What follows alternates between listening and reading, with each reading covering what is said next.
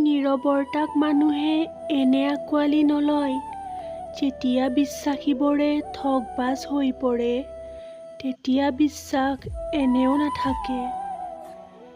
বেয়া সময়খিনিত, বিপদৰ সময়খিনিত, জীৱনত যিখিনি মানুহে কোনো স্বাৰ্থ নৰখাকৈ লগত সাহস হৈ থাকে, সেই মানুহখিনি প্ৰকৃতাৰ্থত আপোন। আৰু এই মানুহখিনিক কেতিয়াও পাহৰি যাব নালাগে।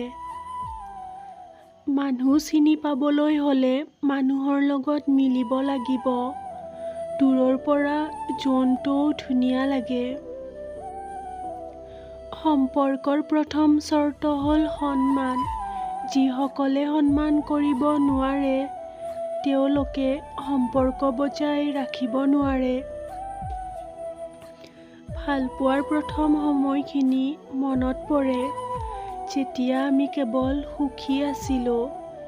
এতিয়াতো কেৱল সংঘাত, অশান্তি আৰু অচিনাকি হোৱাৰ আৰম্ভণি।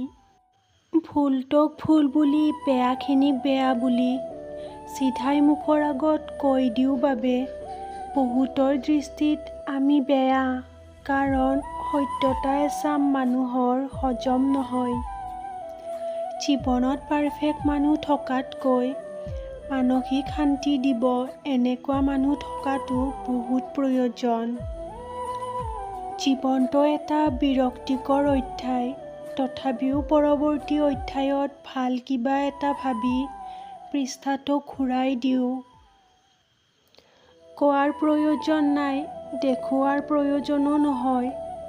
সম্পূৰ্ণ হৃদয়েৰে সম্পৰ্ক বজাই ৰখাটো গুৰুত্বপূৰ্ণ। মনৰ মাজত অশান্তি থাকিলে পৃথিৱীৰ সকলোবোৰ বিৰক্তি যেন অনুভৱ হয়।